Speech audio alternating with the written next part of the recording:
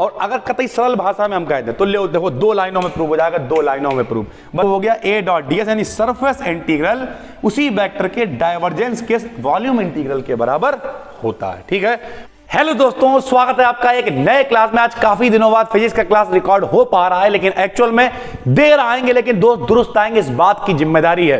पिछले साल के सेमेस्टर एग्जाम में और हर बार लगभग पेपर में घूम घूम के ये थ्योरम दिखाई देती है, गॉस डाइवर्जेंस थ्योरम। अगर आप इस वीडियो को पूरा देखते हैं, हम इस बात की गारंटी ले रहे हैं आखिरी होने तक आप ये थ्योरम फिर रिवीजन भी करने की जरूरत नहीं पड़ेगी। ध्यान से समझिए, बहुत सारी चीजें हम आपको समझाने वाले हैं, बहुत ही आसान तरीके से इसे प्रूव करवाएंगे। अगर आप सही से देखते हैं मजा काट देंगे। तो जरा ध्यान से देखिए, पहले हम आपको बहुत सारी चीजें समझाएंगे, पहले हम एक प्लेटफॉर्म बनाएंगे। ठीक है, जब प्लेटफॉर्म बन जाएगा प्रूवमेंट तो हम लोग 2 मिनट में कर लेंगे। सबसे पहले इसका नाम है गॉस डाइवर्जेंस थ्योरम। देखिए गॉस तो हटा दीजिए यार, गॉस कौन है? वैज्ञानिक है। वैज्ञानिक को क्या समझाएंगे तो उनका नाम है। ये डाइवर्जेंस क्या होता है, इसे अगर हम अपनी भाषा में समझाएं, ध्यान से समझिएगा यार। हम एक बार बरेली से आ रहे थे, ध्यान से सुनिएगा। तो जब हम बरेली से आ रहे थे, हमने देखा रास्ते में लिखा हुआ डाइवर्जेंस। यार पता नहीं यार क्या मतलब है यार इसका। बाद में पता चला यार आगे सड़क खराब है, यहां से मुड़ना है, समझ गए। तो डाइवर्जेंस का अगर हम सरल भाषा में मतलब बता दें तो जब भी कभी जो फ्लक्स होगा, फ्लक्स, अब सर जी ये फ्लक्स क्या है ये भी समझाइए। तो फ्लक्स क्या होता है जरा समझिए। मान लिया ये अपने पास क्या है, एक विद्युत क्षेत्र में खींचा गया कोई पृष्ठ है। अब ये विद्युत क्षेत्र क्या होता है देखिए, बिल्कुल डिटेल में घुसेंगे, टेंशन में लीजिए, आराम से समझिएगा। देखिए भाई, मान लिया जैसे चुंबक होती है, ठीक। अब चुंबक यहां पे है, यहां पे कील रखी, नहीं चिपकती है, लेकिन पड़ोस में लाते हैं चिपक जाती है। तो चुंबक के चारों तरफ कोई क्षेत्र होता है जिसे कहते हैं चुंबकीय क्षेत्र। वैसे ही आवेश के चारों तरफ कोई क्षेत्र होता है जिसे कहते हैं विद्युत क्षेत्र, यानी इलेक्ट्रिक फील्ड। क्या कहते हैं? इलेक्ट्रिक फील्ड कहते हैं। और इलेक्ट्रिक फील्ड में अगर हम लोग कोई पृष्ठ खींचे, कोई सरफेस बनाए, तो उस सरफेस से जितनी रेखाएं जाएंगी सर, ठीक है, रेखाएं का मतलब जितनी लाइंस जाएंगी इलेक्ट्रिक फील्ड वाली, उन्हें कहेंगे हम लोग फ्लक्स, इलेक्ट्रिक फ्लक्स। और अगर मान लिया चुंबक की बात कर लोगे तो मैग्नेटिक फ्लक्स कहलाएगा। अगर आपको थोड़ा सा भी कंफ्यूजन, तो सरल भाषा में हम आपको बताते हैं। फ्लक्स का मतलब होता है जाने वाली लाइनें, रेखाएं, क्षेत्र में जो पृष्ठ है उससे जितनी रेखाएं गुजर रही हैं उनकी संख्या की माप को हम लोग कहते हैं फ्लक्स। क्या कहते हैं? फ्लक्स। और हम लोग फाई से लिखा करते थे, फार्मूला होता था फाई बराबर ई डॉट ए। आपने 12th में पढ़ रखा है, नहीं पढ़ा तो आज पढ़ लो। फाई माने फ्लक्स, फाई माने फ्लक्स, ई माने विद्युत क्षेत्र और ए माने होता है एरिया। ठीक है भाई। तो कुल मिला एरिया मतलब क्या है? पृष्ठ। कोई पृष्ठ अगर अपने पास है तो उससे जितनी विद्युत बल रेखाएं जा रही हैं उसे हम लोग विद्युत फ्लक्स कहेंगे। जितनी चुंबकीय रेखाएं जा रही हैं तो हम लोग उसे चुंबकीय फ्लक्स कहेंगे। ठीक है भाई। तो अब होता क्या है कि जितने नेट आउटवर्ड फ्लक्स का मतलब यह है कि कितना फ्लक्स, कितनी लाइनें गई और कितनी मिली। सरल भाषा में समझिए, जैसे ये देखिए, मान लीजिए कोई सरफेस है, यहां से देखो एक रेखा जाती हुई दिख रही है और यहां से कितनी आती हुई बाहर, कितनी निकली? 3। तो बताइए रेखाएं बढ़ी या घटी? बढ़ गई, यानी ये पॉजिटिव है। क्या है भाई? पॉजिटिव। तो यहां पे जो फ्लक्स है वो पॉजिटिव है। यहां पे 2 गई और 2 ही हम लोगों को मिल गई, तो यहां पे जो फ्लक्स है वो बराबर है, इक्वल है। और यहां पर देखिए 3 गई और बाहर निकली केवल कितनी? 1। तो यहां पर क्या है? नेगेटिव हो गया। तो जहां पे बढ़ गई वो पॉजिटिव, जहां पे घट गई वो नेगेटिव, और जहां पर बराबर है वो इक्वल है। ठीक है, ये बात हो गई फ्लक्स की। अब हम लोग डाइवर्जेंस निकालते हैं किसका? किसी वेक्टर का निकालते हैं। उसके लिए आपको वेक्टर फील्ड समझना पड़ेगा। वेक्टर फील्ड क्या होती है भैया? मान लिया ये कोई सरफेस है, कोई पृष्ठ है, उस पे बहुत सारे पॉइंट हैं। अगर हम हर पॉइंट पे एक वेक्टर एसोसिएट कर सकते हैं, अगर हम हर पॉइंट पे एक वेक्टर खींच सकते हैं, तब हम लोग ऐसे फील्ड को कहते हैं वेक्टर फील्ड। वेक्टर मतलब सदिश होता है। सदिश क्या होता है? जिसमें दिशा होती है उसे कहते हैं सदिश, यानी वेक्टर। आपने 11th में पढ़ा, 2 राशियां होती हैं, एक वेक्टर, एक स्केलर। वेक्टर लिखने का तरीका क्या होता है? मान लिया ये ए लिखा हुआ है, ए के ऊपर ऐसे एरो लगा देंगे हम, तो इसे कहेंगे ए वेक्टर यानी ए सदिश। ठीक भाई। तो 4-5 चीजें आपने समझी। सबसे पहले वेक्टर फील्ड क्या होता है? अगर कोई सरफेस है, उस सरफेस पे कई पॉइंट हैं और उसके हर पॉइंट पे हम वेक्टर खींच सकते हैं, तो उसे कहते हैं वेक्टर फील्ड। क्या कहते हैं? वेक्टर फील्ड कहते हैं। जब हम किसी वेक्टर के लिए डाइवर्जेंस निकालते हैं तो डाइवर्जेंस मान लिया ये ए वेक्टर है, इसका जो एरिया है वो क्या है, ए वेक्टर है। तो हमने मान लिया कि यहां पर देखिए यहां पे मान बढ़ गया, 0 से ज्यादा है, तो डाइवर्जेंस ए का मान यहां पे ग्रेटर देन 0 होगा। यहां पर क्या है देखिए बराबर है, तो डाइवर्जेंस ए की वैल्यू यहां 0 होगी, और यहां पर डाइवर्जेंस ए घट गया तो लेस देन 0 यानी निगेटिव होगी। ठीक है भाई, तो इस तरीके से हम लोग इसे लिखा करेंगे। ध्यान से समझिए, हम लोग निकालना है गॉस डाइवर्जेंस थ्योरम। डाइवर्जेंस निकालने के लिए हमने कॉन्सेप्ट को समझा फ्लक्स के। फ्लक्स क्या होता है, जितनी रेखाएं गुजरती हैं उसे हम लोग फ्लक्स कहते हैं। यहां रेखाएं गई कम ज्यादा आई तो मान 0 से ज्यादा हो गया, बराबर रही तो बराबर रहा 0 के, और यहां पे गई ज्यादा कम मिली तो 0 से कम हो गया। ठीक भाई, अब गॉस डाइवर्जेंस थ्योरम का प्रयोग क्या है भाई, क्यों हम लोग इसे फ्री फंड में थोड़ी ऐसे अंदर थ्योरम प्रूव करने लगेंगे। तो थ्योरम प्रूव करने का मतलब, थ्योरम का मतलब क्या होता है, प्रमेय।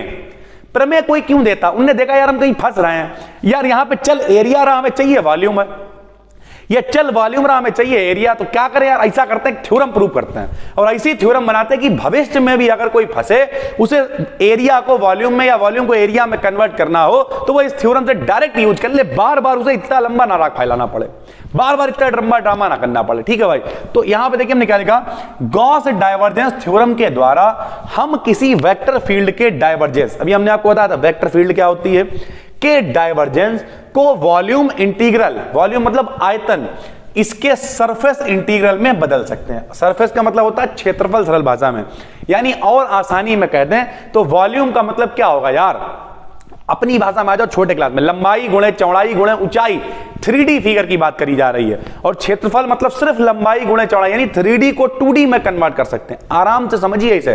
तो हमने क्या लिखा, वॉल्यूम इंटीग्रल को सरफेस इंटीग्रल में कन्वर्ट कर सकते हैं, वॉल्यूम इंटीग्रल को सरफेस इंटीग्रल में बदल सकते हैं इस थ्योरम के अकॉर्डिंग। अब ये थ्योरम होती क्या है वो तो हम लोग नीचे स्टेटमेंट पढ़ेंगे, लेकिन सबसे पहले ये समझिए ये थ्योरम दी क्यों गई है। थ्योरम इसलिए दी गई है ताकि हम लोग वॉल्यूम इंटीग्रल को सरफेस में कन्वर्ट कर सकें, आयतन वाले समाकलन को क्षेत्रफल वाले समाकलन, पृष्ठीय समाकलन में बदल सकें। ठीक है, अब कुछ लोग कहेंगे सर जी सिर्फ इससे इसमें नहीं, अब चाहे तो आप इसका उल्टा, तथा सरफेस इंटीग्रल को वॉल्यूम इंटीग्रल में कन्वर्ट कर सके, यानी सरफेस से वॉल्यूम और वॉल्यूम से सरफेस दोनों में हम लोग कन्वर्ट कर सकते हैं। अब ये थ्योरम कहती क्या, जरा सुनिए। थ्योरम कहती है कि किसी क्लोज्ड सरफेस एस, अगर हमारे पास एक कोई क्लोज्ड सरफेस है, मान लिया ये है सर, ठीक है, कोई क्लोज सरफेस है, इसका मान लिया सरफेस एस है, इसके अंदर जो वॉल्यूम घिरा हुआ है, जो इसके अंदर क्षेत्र मतलब आयतन घिरा हुआ है, ठीक है, उसका क्या है, क्या लिखा है देखिए, किसी क्लोज सरफेस एस के लिए वेक्टर फील्ड ए का फ्लक्स उसके वेक्टर फील्ड के डाइवर्जेंस के वॉल्यूम इंटीग्रल के बराबर होता है। अगर आपको इसे समझना है तो आप यहां देखिए तब समझ में आएगा। ये देखिए, ये देखिए, जब यहां पे 2 लगे हुए हैं, अब ये 2 क्यों लगे हुए हैं भैया, एरिया का मतलब क्या होता है यार, एरिया का मतलब सरल भाषा में कह लो लंबाई गुणे चौड़ाई, तो एक लंबाई के लिए कह लो एक चौड़ाई के लिए कह लो, तो इसे सरफेस कहते हैं। सरफेस माने एरिया। ठीक, तो इसे लिखेंगे ए डॉट डी एस। अभी हमने आपको बताया फ्लक्स क्या होता है, फ्लक्स क्या होता है बताओ भाई, फ्लक्स क्या होता है, वेक्टर लिख दिया, ठीक है, और गुणे में क्या लिख दिया, उसका इंटीग्रल लिख दिया यार, यही तो करेंगे। तो ए डॉट डी एस बराबर किसके होता है, कह रहा इसी वेक्टर फील्ड के डाइवर्जेंस के बराबर होता है। ध्यान से समझिए, और ये वॉल्यूम है तो यहां वी लगा दिया, वॉल्यूम में 1 2 3 इंटीग्रल, लंबाई चौड़ाई ऊंचाई, ऐसे सरल भाषा में समझ लो। तो ये थ्योरम कह रही है कि किसी वेक्टर का सरफेस इंटीग्रल, ये देखिए किसी वेक्टर का सरफेस इंटीग्रल, किसी वेक्टर का सरफेस इंटीग्रल किसके, उसके डाइवर्जेंस के वॉल्यूम इंटीग्रल के बराबर होता है। बिल्कुल आसान से समझ लो, ये क्या है, वेक्टर है, ये क्या है, वेक्टर है, इसका क्या करा, इंटीग्रल करा, ठीक है, इसका क्या लगाया, डाइवर्जेंस लगाया, इसका क्या करा, वॉल्यूम इंटीग्रल करा। तो यानी किसी वेक्टर का सरफेस इंटीग्रल उसके डाइवर्जेंस के वॉल्यूम इंटीग्रल के बराबर होता है। अब 12th में आप पढ़ के आए हैं तो इतना तो आपको पता ही होगा कि वॉल्यूम इंटीग्रल का मतलब क्या होता है, इंटीग्रल मतलब होता है समाकलन। समाकलन का निशान ये होता है, ऐसे करके सांप बनाते हैं और संग में लिख देते हैं भैया dx या dv या dA, जिसके भी रिस्पेक्ट में हम लोग समाकलन कर रहे होते हैं, यानी इंटीग्रेशन कर रहे होते हैं। तो अब बिल्कुल सरल लैंग्वेज में हम आपको बता देते हैं, किसी वेक्टर का, वेक्टर है, अब इसका इंटीग्रेशन का मतलब s के रिस्पेक्ट में करना, सरफेस इंटीग्रल उसके डाइवर्जेंस के वॉल्यूम इंटीग्रल के बराबर होता है। कोई दिक्कत नहीं होनी चाहिए, बिल्कुल आसान है सर, ठीक है। अब देखिए इसे हम लोग प्रूव कैसे करेंगे? प्रूव अगर करना है तो कुछ चीजें हम आपको समझाएंगे। यहां पे हमने लिख दिया प्रूफ। प्रूफ का मतलब होता है निष्पत्ति, यानी हम लोग इसे सिद्ध कैसे करेंगे। बिल्कुल आसान लैंग्वेज में ये सिद्ध हो जाएगा, बिल्कुल भी टेंशन लेने की जरूरत नहीं है। कौन यूट्यूब पे क्या कर रहा है हमें उससे मतलब नहीं है, और कौन कितने लोग देख रहे हैं हमें उससे भी मतलब नहीं है। लेकिन अगर आप देख रहे हो और अगर आप इसे प्रूव करके आते हो, आके कमेंट करना, हमें दिल से बहुत खुशी होगी। बात खत्म है सर, ठीक है। मान लिया, माना एक फाइनाइट वॉल्यूम V है जो किसी सरफेस S से घिरा हुआ है। आराम से देख लीजिए, V है और ये किससे घिरा हुआ है? S से भैया घिरा हुआ है। S इसका पूरा जो एरिया है वो कितना है? S है। इसके अंदर वॉल्यूम V घिरा हुआ है। अगर आप इसे 3D में देखना है तो ऐसे 2D में लो, देखो यार, ये सरफेस है, इसके अंदर V वॉल्यूम हमने घेर रखा है, ठीक है। उसके बाद क्या किया, मान लिया हम इसे दो पार्ट में डिवाइड कर देंगे इस तरीके से। देखिए यहाँ 20 से दो पार्ट में हमने डिवाइड कर दिया ऐसे करके, तो इधर वाले का वॉल्यूम कितना हो गया? V1, इधर कितना हो गया? V2 हो गया। इसे ऐसे करके देखोगे 2D में तो ऐसा दिखाई देगा, ठीक। तो अब करेंगे क्या, जरा समझिए। घिरा हुआ, तब इसका फ्लक्स कितना होगा बताइए? अभी बताया, फाई बराबर होता है ए, वेक्टर लगा लीजिएगा, डॉट ds, ठीक है। फाई बराबर क्या होता है? ए डॉट ds। कोई टेंशन नहीं है, आराम से लिख लिया हमने। आपको क्या बताया? फाई बराबर ए डॉट ds, जिसका भी हमें फ्लक्स निकालना है, ठीक है। तो हमने क्या किया बताइए, तब इसका फ्लक्स फाई बराबर ए का इंटीग्रल, तो हमने क्या करा? ए का इंटीग्रल लगा दिया। अब बस एक इतना ही लिख लिया हमने, इसे बना लो चाहो तो इक्वेशन 1। ये कब की कंडीशन है? जब केवल सरफेस कितनी है? S है, उसमें वॉल्यूम कितना गिरा हुआ है? V है। तो हमने लिख दिया फाई बराबर ए डॉट ds। हमने लिखा माना वॉल्यूम V को दो पार्ट में डिवाइड कर देते हैं। तो अब भैया दो पार्ट में डिवाइड कर दिया, जो देखो ये पहले पूरा था, अब ये 20 से हमने ऐसे करके एक साइड खींच दी। इसका मतलब क्या हो गया? ये दो पार्ट में डिवाइड हो गया। ये हो गया V1, ये हो गया V2। अब यहां देखिए, माना वॉल्यूम V में दो पार्ट में डिवाइड कर, तो सरफेस कितनी हो जाएंगी? दो। इधर वाली S1 हो गया और इधर वाला S2 हो गया।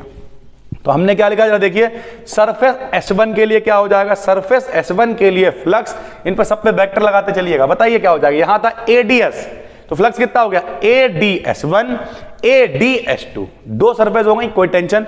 लेकिन एक दिक्कत है भाई, जरा यहां देखो।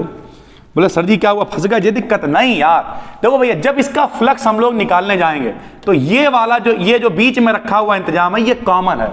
ये इधर वाले में भी है और ये उधर वाले में भी। दोनों बॉक्सेस, अगर आप इसे बॉक्स समझ लें तो दोनों बॉक्सेस में ये बीच में रखा हुआ है, यानी। और ये होता क्या, नियम क्या है कि अगर कोई कॉमन है तो जो इसका फ्लक्स है और इसका फ्लक्स है वो एक दूसरे के अपोजिट होगा। तो ये जो बीच में रखा हुआ, ये इन दोनों का अपोजिट फ्लक्स के चलते इसका फ्लक्स हो जाएगा 0। क्यों हो जाएगा?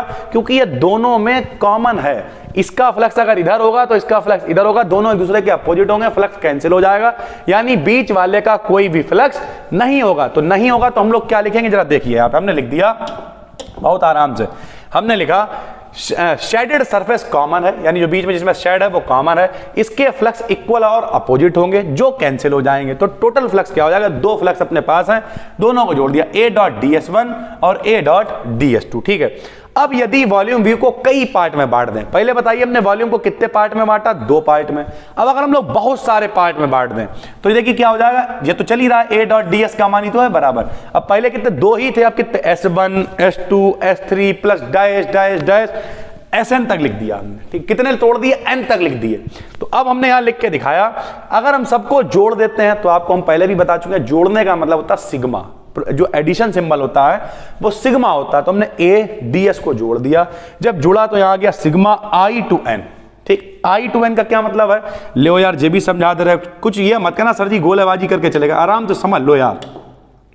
लो भैया, I to n का क्या मतलब होता है? I का मतलब 1, यहां लिखा हुआ SI, I का मान है 1 to n। जब यहां 1 रखेंगे तो ये आ जाएगा, 2 रखेंगे तो ये आ जाएगा, 3 रखेंगे ये आ जाएगा, और यहां पे सिग्मा का मतलब क्या? जोड़। तो सबके बीच में जोड़ आता रहेगा। तो I इसलिए लिख देते ताकि पता चले कि I का मान कहां से कहां तक रखना है हमें, ठीक है। तो ये आ गया 5, सबको जोड़ दिया 1 2 3 n तक, तुझे क्या बन गया? सिग्मा बन गया। इतना अगर आपने समझ लिया तो हमने क्या किया, अब हमें इसे वॉल्यूम में कन्वर्ट करना है। तो हमने VI से, V का मतलब वॉल्यूम और I का मतलब क्या? वही 1 2 3 4। तो VI से हमने मल्टीप्लाई कर दी और VI से हमने क्या किया? डिवाइड कर दिया।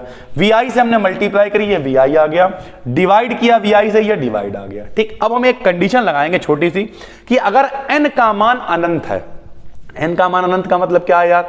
n का मतलब क्या है? n का मतलब यह है कि कितने टुकड़ों में बांटा है। बताओ, पहले अगर हमने 2 टुकड़ों में बांटा था तो n का मान कितना था? 2 था। 3 में बांटते तो 3, 4, 5, 6 ऐसे तो बढ़ता गया था। तो कह रहे अगर n का मान अनंत हो जाए, यानी बहुत ज्यादा हम लोग टुकड़े कर डालें, तो आयतन टेंस टू जीरो। इसे पढ़ना सीखिए। vi tends to, vi zero नहीं है। अगर आपने यहाँ जीरो लिख दिया या नीचे जीरो तो तुझे इनफाइनाइट हो जाएगा, सब खत्म ही हो जाएगा, खेल रह नहीं जाएगा। तो हम कह रहे हैं vi जीरो के करीब है, जीरो नहीं है। इसे पढ़ेंगे vi tends to zero, vi goes to zero. vi zero होना चाहता है लेकिन है नहीं जीरो, यानी बहुत कम है इसका मान। तो हमने क्या किया है, लिख दिया। यानी इसका मतलब अगर ये वैल्यू बहुत बहुत छोटी है तो फिर चाहे bi आप लिखो और चाहे ना लिखो, कोई फर्क नहीं पड़ता है। तो बच्चा क्या अपने पास a.dsi बच्चा बटे में bi, और इसका मान हो जाएगा डाइवर्जेंस a के बराबर। क्यों बराबर हो जाएगा वो भी समझ लीजिए।